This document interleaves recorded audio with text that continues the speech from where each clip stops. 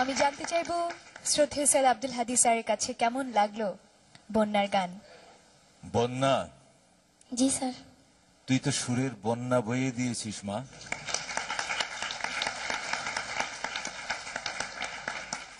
আমাদেরকে তো তুই মুগ্ধ করে দিলি আজকে।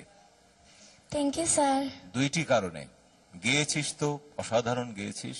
এই বয়সে যদি এভাবে এমন চমৎকার করে, এমন সুরে, এমন তালে, এমন লয়কারি করে কি করে গাইলি, সত্যি আমরা অভিভূত হয়েছি তোর গান শুনে আজকে। এবং আরেকটি কারণ, তোর বয়স আমরা যতদিন থেকে দেখছি হয়তো 1 মাস কি 2 মাস বেড়েছে, কিন্তু তোর কণ্ঠের বয়স কিন্তু, তোর গানের বয়স কিন্তু 10 বৎসর বেড়ে গেছে। Thank you sir. শ্রদ্ধেয় সাবিনা ইয়াসমিন। বসই গো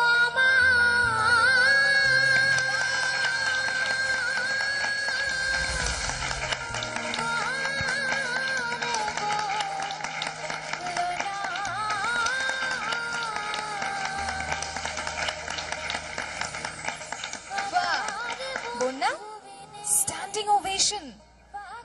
এখনো আরেকজন বিচারকের কাছ থেকে কিন্তু কথা শোনা বাকি আছে। আমরা জানতে চাইবো শ্রদ্ধেয় কুমার বিশ্বজিতের কাছে। বন্যা, গানের প্রথম লাইনটা কি রে? বন্ধুরে কই পাবো সখী গো, বন্ধুরে কই পাবো সখী গো। ওই পাবো সখী। বন্ধু পাওয়ার সময় তোর অনেক অনেক দেরি। চিন্তা করে এত SMS কি করবি, সেটা অতি জরুরি। আর এই মঞ্চে করে যায় একে একে সেঞ্চুরি, সাথে আমাদের দর্শকের মন চুরি।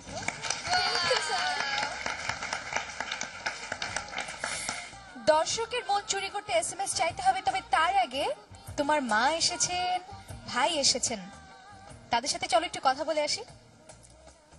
ওর বাবা ছিলেন আমার শিক্ষক, ওনার কাছ থেকে আমি গান শিখতাম। ওরা 5 বোন, ওদের কোনো ভাই নাই। সেই হিসাবে সে আমাকে ধর্মের ভাই বলেই জানে। বন্যা এমন একটি ফ্যামিলির মেয়ে, পরিবারের মেয়ে, যেখানে ওরা 5 বোনের সংসার, কোনো ভাই নাই। ওর বাবাও আজ 1 বছর বেঁচে নাই। বন্যা গান করেই আজ থেকে 10 বছর আগ থেকে ওর ফ্যামিলিটা চালায়। যে বয়সে বন্যার হাতে কাগজ কলম এবং খেলাধুলার সামগ্রী থাকার কথা, সেই বয়স থেকে বন্যা হারমোনিয়াম নিয়ে গ্রামে গ্রামে গিয়ে জলসায়, পূজা মণ্ডপে গান গেয়ে তার ফ্যামিলি চালায়। বসই গো